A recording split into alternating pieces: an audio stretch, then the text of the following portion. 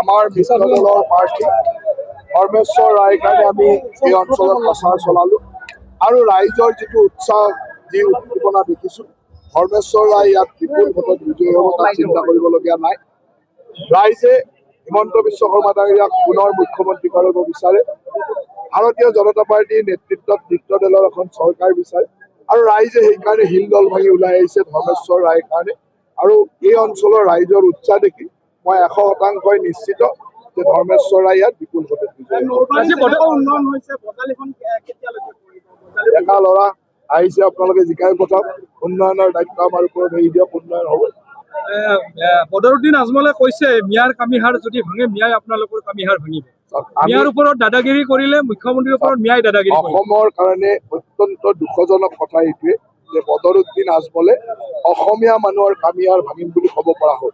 ইয়াৰ পিছতো যদি অসমীয়া মানুহ সজাগ নহয় আৰু অসমীয়া মানুহে সেই মিয়াক প্ৰশ্ৰয় দিয়া কংগ্ৰেছ দল বা বিৰোধী দলৰ লগত থিয় হয় তেতিয়াহ'লে অসমীয়া জাতিৰ আৰু ভৱিষ্যত নাথাকিব।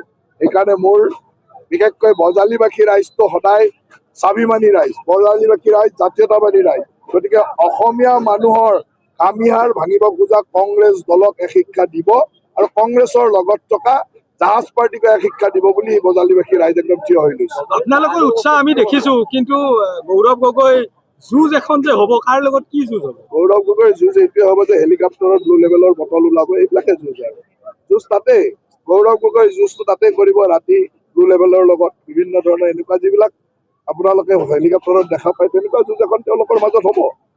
গতিকে আমাৰ যুঁজ হ'ল এই অবৈধ বাংলাদেশী মিয়া খেদা যুঁজ, অসমৰ স্বাভিমান ৰক্ষাৰ যুঁজ, অসমৰ সভ্যতা সংস্কৃতি ৰক্ষাৰ যুঁজ, আৰু তেওঁলোকৰ যুঁজ হ'ল ব্লু লেভেলৰ লগত।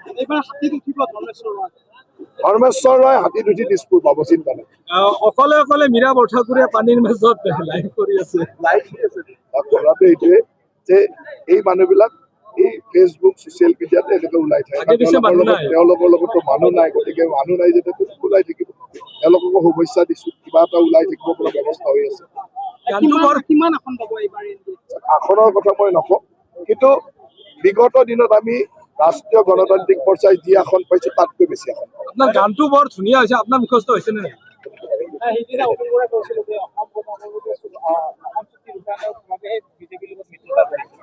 আজি অসম চুক্তিৰ প্ৰতিটো দফাই যি ধৰণে ৰূপায়ণৰ কাৰণে আমাৰ চৰকাৰখনে কাম কৰিছে, ইয়াৰ আগৰ কোনো চৰকাৰে কৰা নাই। আজি অসম চুক্তিৰ লগত জড়িত যিসমূহ কথা আছিল সেই কথাবিলাক যোৱা 5 বছৰত আমাৰ চৰকাৰখনৰ দিনত ৰাইজে হোৱা দেখিছে। আৰু সেইকাৰণে প্ৰকৃত জাতীয়তাবাদী লোকেও আজি আমি ৰাষ্ট্ৰীয়তাবাদ কৰিলো, আমাক সকলোৱে সমৰ্থন দিছে আৰু আমাৰ লগত থিয় হৈছে। জাহাজৰ অৱস্থা হাতীয়ে গছকি ডুবাই দিব।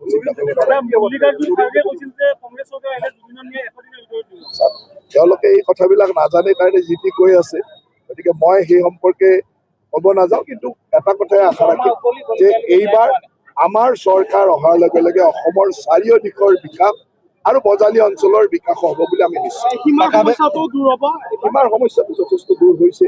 যোৱা সময়ত আমি 3খন ৰাজ্যৰ লগত সীমা সমস্যাৰ সমাধানৰ বহুত কাম আগবঢ়াই লৈছো। এইবিলাক সীমাৰ সমস্যা দূৰ হ'ব, এইখিনি সৰু কথা।